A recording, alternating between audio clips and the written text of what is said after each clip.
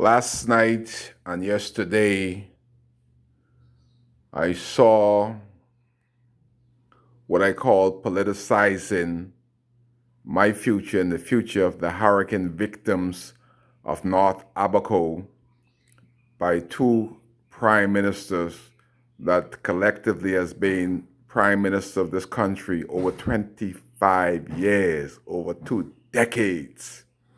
And they did nothing but escalate our national debt. Never any laws were enacted or reacted to help the poor, who is the majority of voters in this country. And in North Abaco, I saw Hubert Ingram, Perry Christie, went to North Abaco for a photo op. And it would have done Kai Mills so much good if I would have seen one of them handed the lady a glass of water or a bottle of water. All I saw was two ex-prime ministers politicizing this huge crisis, humanitarian crisis. They had open arms and selling dreams to that lady. She felt so proud, but after they got the photo up, they went on to the next photo up, and she is still without electricity, still without water, little food, no jobs to go back to, no community. The reality is they brought nothing and they took nothing. That is what they've been doing 25 years of their prime ministership. Then they had this huge press conference and putting the blame game on Dr. Minnis and asking for a table, a seat at the table to further politicize this huge problem. When I was in the shelter in the Friendship Tabernacle in Dundastan, I said to Pastor Mills, I said, Mills, you know what, it'd be a good thing if the three-headed prime minister would put their heads together to collectively try to solve this problem. Then I saw the photo op and I changed my mind immediately. Somebody sent the clip say, wow, powerful, powerful. And what happened in the mud is not a result, some of it is a result of Dr. Minnis, but let's speak about you, but then we'll speak about Perry, then I'll speak about Dr. Minnis. Now it's Hubert time. While Prime Minister, 3 times, he's been serving longer than anybody. And I want to let the world know that in this country, nobody can get any of the government utilities unless they show ownership of their property. But in the Mud and the Peace, under Hubert Ingram, administration, 15 years, the mud has thrived more than most Abaconians have strived. To a fact, the ones that came there in the mud have rented their properties and moved into the subdivision and elsewhere because of the illegal money they got from the rent of their properties when they don't own no property, they don't own no house in the mud, but it's a lucrative asset. The mud is money. Most of the government agency, immigration, the police, all of them use the mud people as slaves to enrich themselves. They don't look at it as illegal. They look at it as a money deal. And you imagine that 5,000 in the mud is there illegally. 5,000 is getting electricity from the government. And the government said you have to own the property. Neither 5,000 residents own the property. 5,000 got electricity from the government. How are they able to pay the government when the first meter is an illegal meter. So it's an easy investigation. Who is collecting on behalf of these illegal Haitians? Water and sewage is to blame. You can't live without water. Who name is the meter in that is registered in the government company? Telephones. How were they able to get telephone in the mud and they don't own the property? The government said, and able to get water, light, telephone, the essential things to live in, you have to own your own property. So Hubert Ingram in his 15 years has made the mud to strive untouchable. Everything illegal in there, guns, drugs, prostitution, under the same Hubert that care.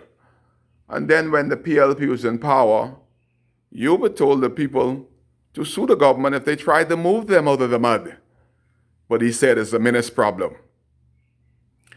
I was elected by the fine people of Dundas Town, Murphytown, and Marshall, the largest local government district in the family of islands. I was the mayor. The Bahamas call us chief consular. My deputy at the time was Roscoe, and Roscoe and I came up a plan to try to get the illegals out of the mud. We were going to put a cross in the mud. We're going to put a road from the primary school to the dock.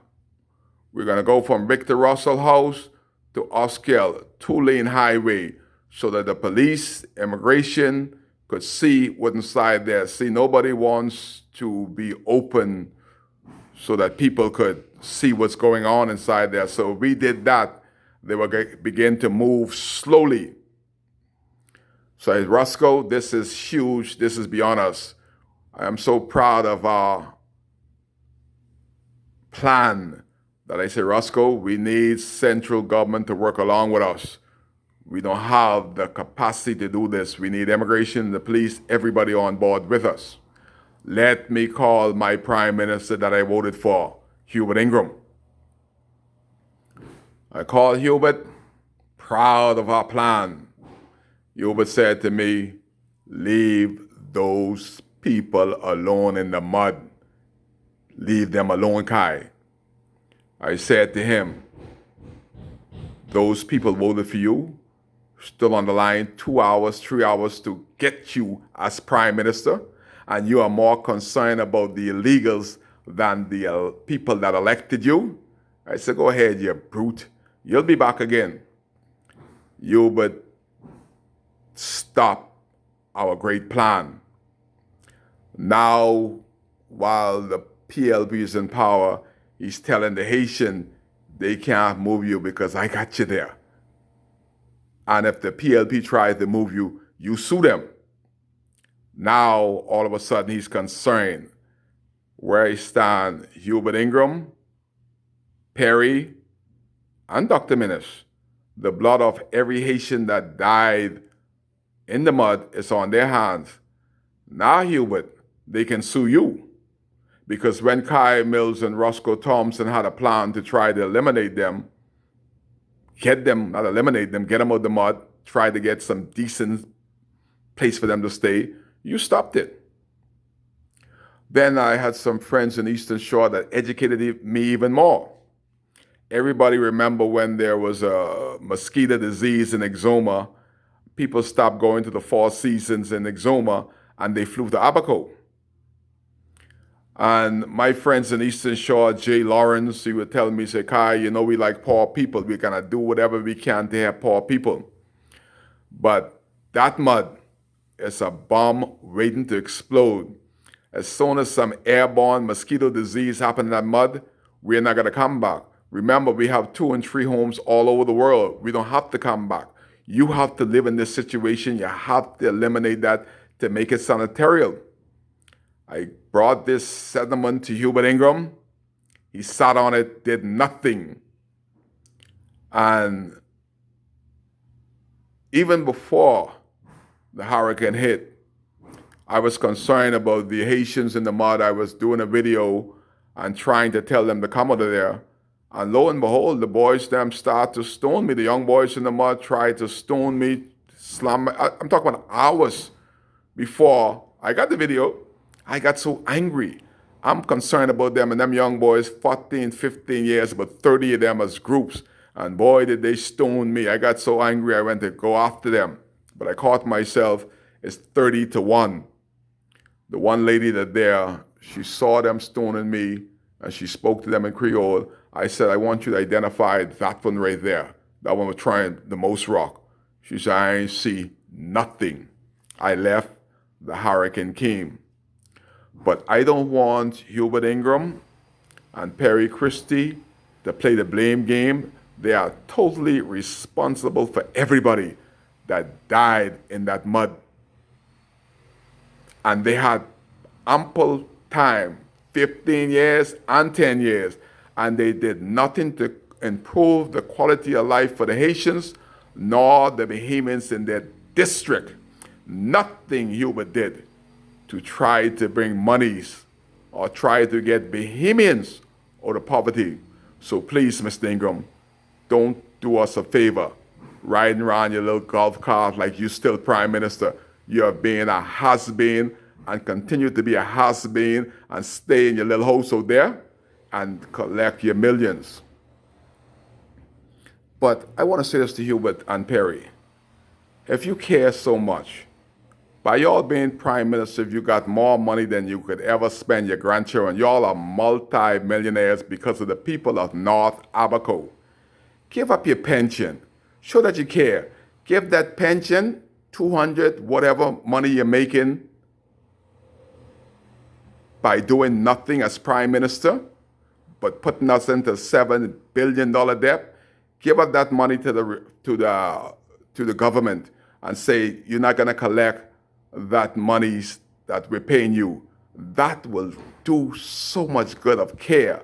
And then after we are recovered in North Abaco, then get the money back. But relinquish that money to the hurricane relief.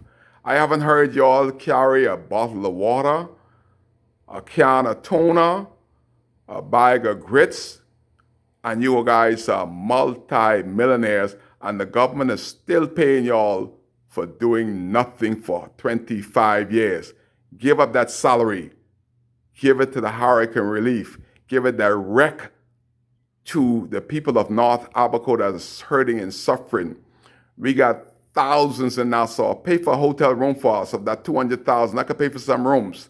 That will show that you care a little bit. There's more to come. Well, WCAY don't want these ex-prime ministers that was brutal during their regime to do nothing to improve the quality of life for Abaconians, to politicize this hurricane relief and to put the blame on the present prime minister. Sit in your corner like you've always been doing.